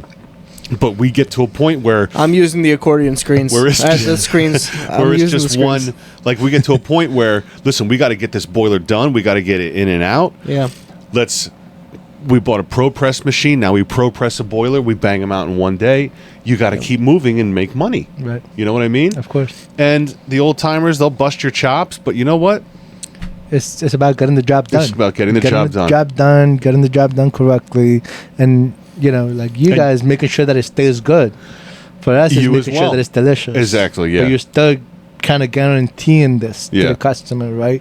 Regardless of what industry you're in, like your job is to make sure that you're putting out something that you can be proud of. And to be honest with you, the screens were like a big thing for us because of how limited we were with space.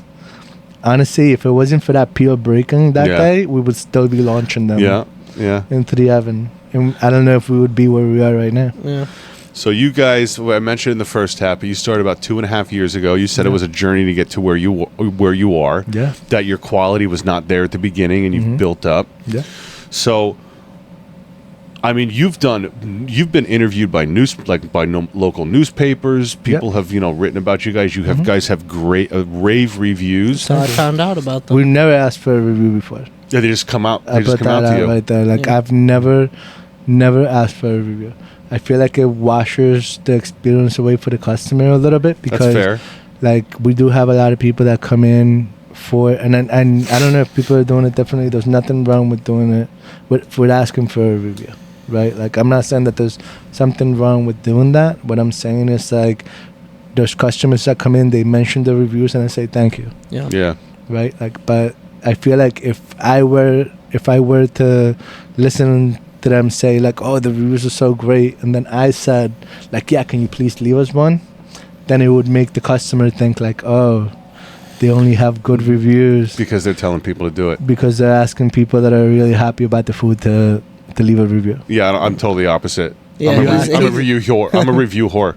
Well, because with you guys, you have to make sure that the word gets out there that these people are happy. Google reviews is huge for us. Yeah, I get a lot of absolutely. new business from Google reviews. Yeah. Plus, I have a dispatching and inventory invoicing program that when I schedule a job, when I go there and I press finish job, it automatically sends a customer an email that says, please review us here. And I tell people all the time. we do something like that, Yeah. similar to that. I'll tell people to their face, though. I'll be like, listen, if you enjoyed us, please leave us a Google review. Nice. I don't even care. Maybe I should start. I'm a monkey with the symbols, bro. Yeah. I do not care at all. Reviews good to me. Yeah. I'm literally trying to get a huge presence online. Nice. Social media is big to us. Yeah. You know what I mean? Yeah. What is social media to you guys? Like how much of a part of it is it in the forefront? Is it kind of in the middle, or you just really don't even pay attention? Honestly, social media. So when you're on social media, right? Like you're on Instagram, you don't just post on Instagram. You also browse to Instagram. Yeah. Right. So I'm guessing just as a business owner, you've kind of been targeted by ads of other companies, making social media seem into like this massive thing that you need to be doing. You need to be paying these companies money so that they handle this for you, because it's gonna change everything. Yeah. This is the magic touch. I ain't falling for that crap. It's not true. Yeah, it's not true. It's not true.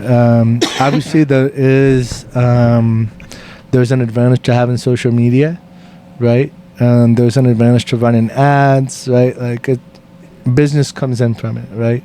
But if you think that having a beautiful Instagram page is more important than having delicious food, you're just kidding yourself. Totally wrong. Yeah. You're kidding yourself, right? Yeah. Like you could be doing all of this social media and advertising and promotions and all this stuff, but if your job sucks and your guys suck and they're not doing things right, you're kidding You got to yourself. have the goods to back it up. You got to have the goods to back it up. You can maybe have- float it for a couple months, but that's going to catch up to you after a while. It's almost worse, Yeah. I would think, Yeah. to be able to promise the world, and you're all smoke and mirrors. Yeah. You're a fraud at the end, right? Like, because what's the point of getting a customer in there, and then they're just going to be disappointed by your product? Yeah.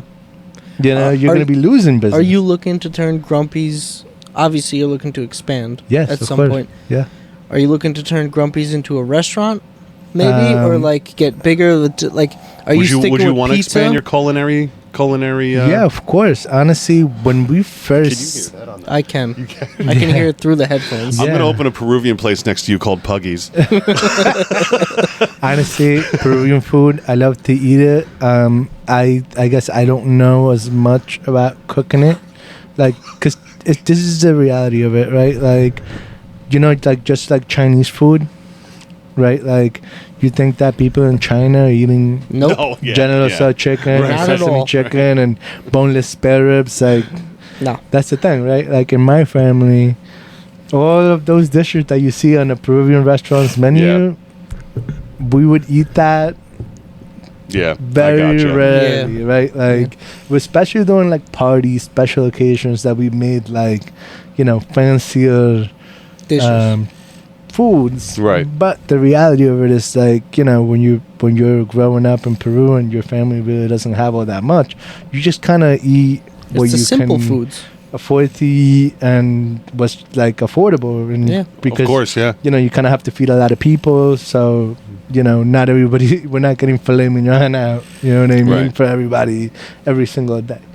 So growing up eating Peruvian food in Peru, you go to a restaurant and you can get a lomo saltado, right? Say that again? What'd you What say? was that? Like, you can go to a Peruvian restaurant in Peru and get lomo saltado or get the rotisserie chicken, Okay. right? Like, but you go to a restaurant for that. That's Yeah. not the same thing that you eat when you're Right. at home. Yeah. Like, it's different. Right. So For us in America, it's PB&J and mac and cheese. Yeah, 100%. That's what you Or get. some ramen. the reality of it is, like, people are like, oh, why don't you add more Peruvian stuff to the menu? And I'm like, this is all Peruvian.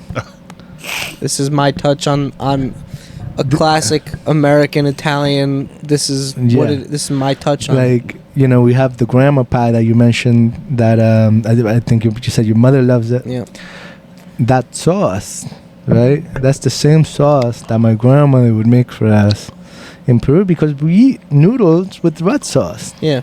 Ah. You know what I mean? Yeah, Like, well, it's not a Peruvian dish. Yeah. But we ate that. Yeah. That's interesting. You know what I mean? Like, you think that I'm not giving you like my Peruvian? Yeah. Right. You know what I mean? No, like, you are. that's You're why- giving your touch. Your to Peruvian, it. Exactly. your You're making Peruvian pizza sprinkle. with my background, and Yes. this is my touch. Yeah. Yes. What's that mean with the dude with the salt that sprinkles the salt like Salt that? Bay. Yeah. Sprinkle a little Peru on your. He found the niche. He did. He did. Is he still around? He's still around. Yeah? I think. Yeah. I mean, honestly, I don't follow him. That's but- not just a meme. Bro, No, there's he's like a- yeah. That's the like a meme chef. is like this little tiny guy now out of like Abu Dhabi, I think. It's like a little mini Salt Bay. Dresses just like him. Puts these little sunglasses on, and he does like a whole flair show at like a real restaurant. It's Really? amazing. Yeah. He's I don't want to show with my food. Excuse me. I don't want it made in front of me. You don't I like just- hibachi? No, I'm not crazy about it. Yeah. I'm like, I don't like sharing tables with other people that I don't. I know don't about like that I hibachi. always either. thought that was like a little, like, you know, like a little crazy weird. that you just sit down with like other people. But Especially if you're with like some cheesy family who's like, Yeah. oh, this is so cool. It's Some like, people there's always love like a it. birthday going on Yeah. too, right? Yeah. Like, We gotta sing happy birthday too. yeah. I don't know. Everybody's like, okay, here's the fifth time I'm here. I'm just sitting there like, ugh. Yeah, I hear you, man. What is your? Let me ask you this: what is your favorite pie that you guys make? My favorite pizza is so you know, like how you say like the classic cheese pie is like great, like the way Yeah. it is. So to me, it's delicious. I eat a cheese slice daily. Yeah. I do, and it's because like I've worked with other guys that are like, oh, I work in pizzeria. I don't eat pizza anymore. I'm like, your pizza's probably not that Yeah, good. it's probably not good then. It's probably not that good. Yeah, because that's a good mine's point. delicious. I eat it all the time. Yeah. How could you get bored of something that's so good? Right. But at the end of the day, for me, like a great pie is simple. Yeah. Right? And the classic cheese, we just kind of go for like a classic approach to it, right? Yeah. Dough, sauce, cheese, boom. Right? But then from there, we kind of moved it up a little bit where I came up with like the plain Jane. And the plain Jane is just a little bit different in the fact that we use a lot of garlic in there, right? Ooh. A lot of basil. And we lay the cheese down first, and then the sauce kind of dropped on top Okay. with the garlic and the basil and a lot of parmesan. And that to me is my favorite pizza. Gotcha. It's called the Plain Jane. The plain Jane. It's All right, not I'm even on the getting that next menu. time. to It's be not? honest with you. No, it's not. You It's kinda for have to him know You only. hear about that, it. guys? Yeah. For him only. You can always order. Some We secrets always at have it. Grumpies, bro. Plain Yeah. Jane pie. It's not even on the menu. And like honestly, there has to come a point in business where like you kind of have to limit all of the options that you give customers. Oh yeah. Because you have to edit yourself a little bit, right? Like we're all about the secret menu. We're all about pleasing our customers. We're all about, you know, asking how you want your things done, how you want your pizza cooked, how you want, you know, your crust to be, if you like garlic, if you don't like garlic. You see, like what I like is might not be the same that you like. Right. So that's why we asked. Yeah. You know, at the end of the day, we want to make sure that we tried our best Yeah. to make sure. You give this perception of options. You give these people Yeah. options, but at the same time, you're keeping it a very simplistic menu. You Yeah. watch Kitchen You know, Nightmares? we don't have a huge menu. You got the what? Do you watch Kitchen Nightmares? Dude, I grew up on Gordon Ramsay. Bro, You he says that all the time. yeah, Keep Gordon, it simple. If you're seeing this, you're one of my idols. He's coming on next week. Don't do that to me. Honestly, the standards that this man has, Yeah. right? Like a lot of people might see him as a douche. You know what I mean? Like I love he's Gordon an angry Ramsay. chef, whatever.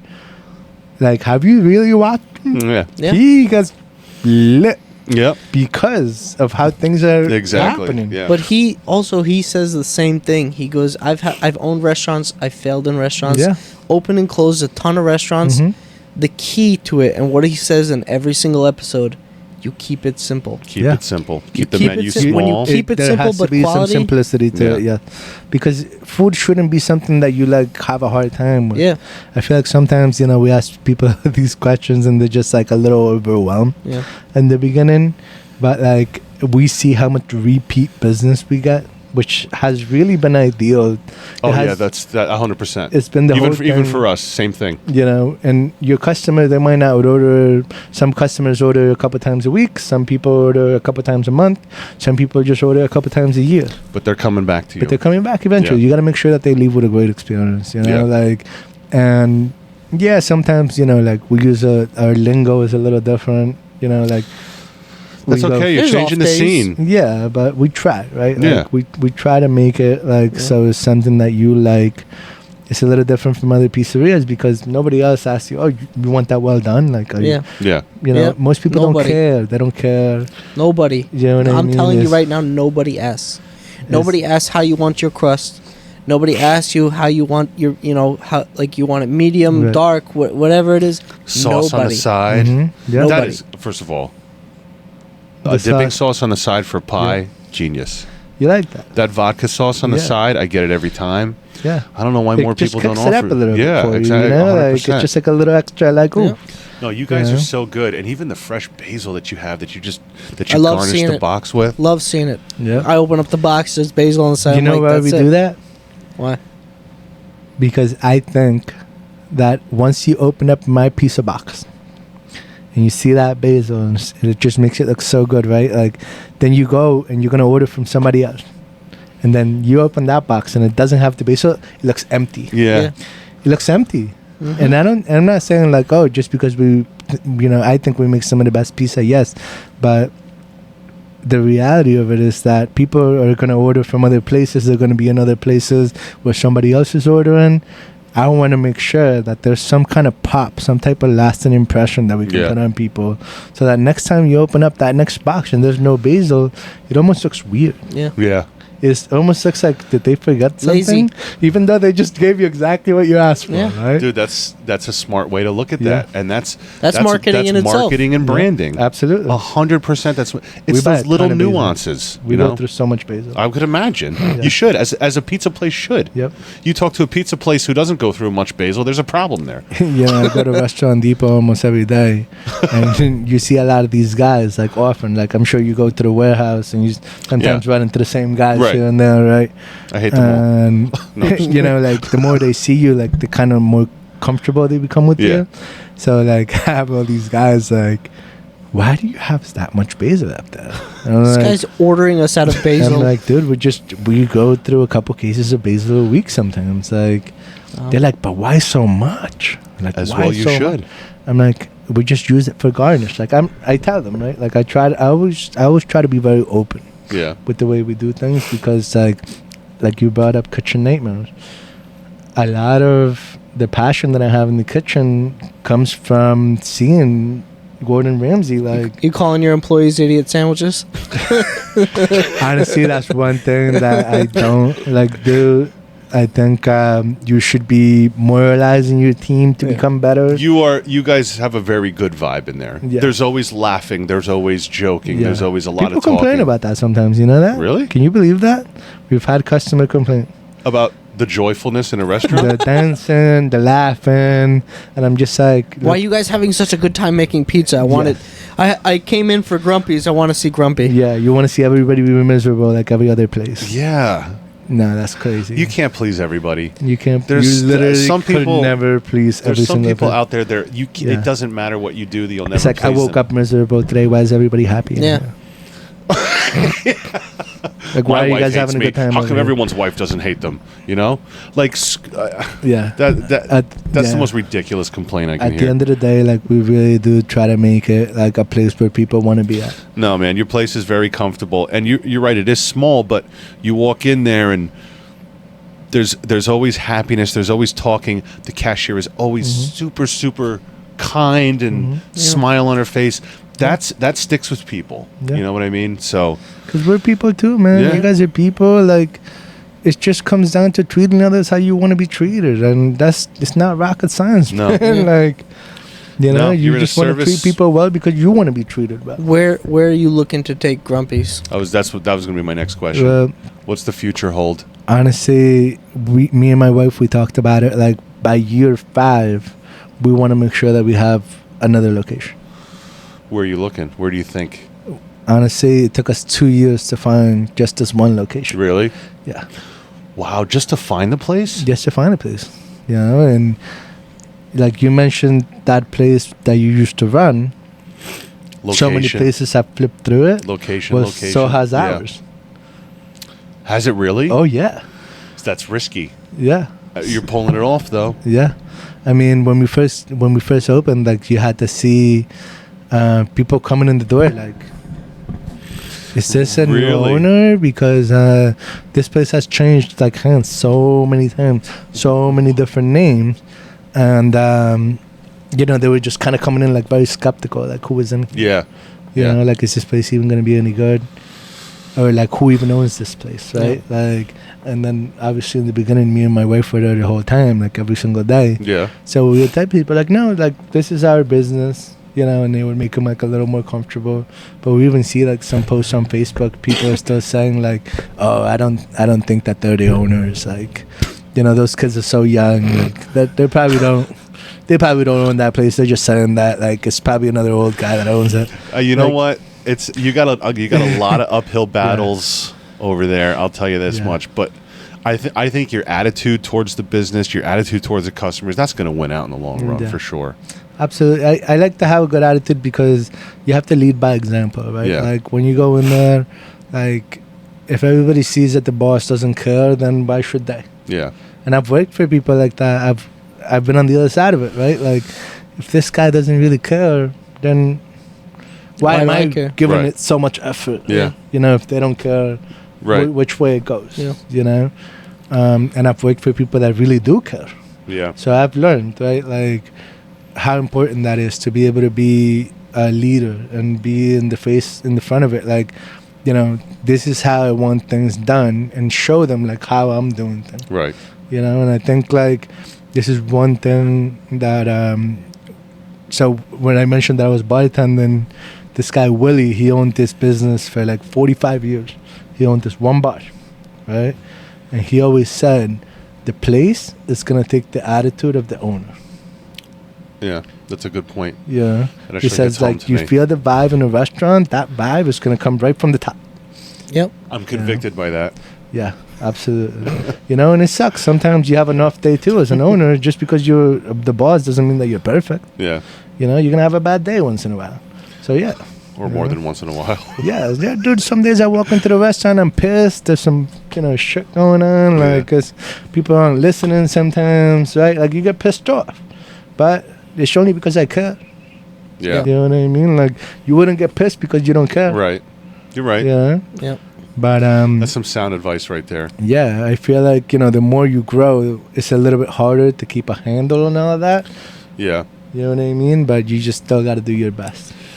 Well, listen, I would love to. We've been talking a long time. This has been a great episode. This is super insightful. Absolutely. And you know what I'm happy about this episode is you're giving a lot of wisdom, but it's organic wisdom. Right. Like learning the hard way, the roots from Peru, Take the your roots from licks, growing man. up. Yeah, 100%. You That's the gotta most have your- valuable information you can get is organic wisdom. Yeah. Listen, tell the people where they can find you. So we are in Saddle Brook. We're on Saddle River Road, 522 Saddle River Road in Saddle Brook, New Jersey. You can find us there Tuesday through Sunday, 10 to 10, without a miss. If I'm not there, my wife is there. You know, come by, say hello, grab a slice. We're cool. You're cool. You like good food. We have good food. Come eat, man. You know Everybody what I mean? loves Like, everybody there. That's What's the phone number? 201-880-0555. And I would just say, if you could just not call me, that'd be great. We have a ton of people waiting to call. So, like, order online, man. What's the website? www.grumpiesnj.com. I signed up to your text message. Bro, order online. We spent all this time building this web page. Order online. Get your food exactly how you want it. Because it's all the options around there. No, right? I feel bad. I always call. Yeah, no, that's fine. Oh, call, no problem with the calling, right? Yeah. But if you could order online, I promise you, it's so much faster. All right, fair enough. So much faster. You get exactly what you want. It tells you exactly when it's going to be ready. Where can people find you on social media? So the whole thing is Grumpies NJ, right? Because we're from Grumpies Jersey. NJ. We're from Jersey. You can find us on Facebook, Instagram. We don't have Twitter. Is it called X now? I don't know. Whatever it is. Yeah. You know what I mean? But yeah, you can find us on Instagram. That's where you see all the delicious food. We make posts. We make silly videos. Get on there. Check us out. Nice. You're going to find a little inspiration for dinner in there for sure. Marcello, thanks so much for coming over. I thank you. really appreciate it. We've been trying for a long time to get you here. We finally got you on. I'm so happy we got you on. And folks, get a Grumpies pie. You got to go over there and get a Grumpies pie. Me and Max are telling you, you have to try this pizza. Absolutely. But thanks again for coming on. We really appreciate it. Yeah, man. Folks, we want to remind you. What was that? We want to remind you once again that Quartz Plumbing sponsors Plum Bums here. We're very happy to have a hand in the Bergen County plumbing industry. Quartz Plumbing has been in business since 1961. My grandfather started it back in the day. We still have the same phone number since he first started it back then, which has always impressed me. Guys, thanks so much for watching. We really appreciate the viewers coming back every week. It means a lot. Please remember to like, share, subscribe, share the reels, tell people to watch the show. If you are interested in being a guest on the show, we'd love to have you. We're always looking for business owners, entrepreneurs, anyone in a really interesting industry. We'd love to have you on and come have a conversation. You can go to quartzplumbing.com. You're going to click the Plum Bums logo in the corner and fill out the Be a Guest application. We'll review that. We'll have a conversation. We'll have you on the show. It's a blast, right? You had fun tonight? I feel like I've known these guys for years. I swear to God, like, just running in this, it's like been one of the easiest things. I was a little nervous in the beginning. Yeah. I've never done anything like this before. It's so easy talking to this guy. Bring a little bottle of whiskey, you know what I mean? Like, Bring a whiskey and a cigar. We'll have a blast. We'll have a drink, you know what I mean? It's just been great. Thank you guys so much. We're looking for anyone in any type of industry. We'll see if you fit in, and if you have something interesting to give younger people coming up, we'd love to have you on. So check that out. Again, go to the website and click on the application. Guys, we'll see you here next week, and we really appreciate you for what you're watching, and we'll see you here next time.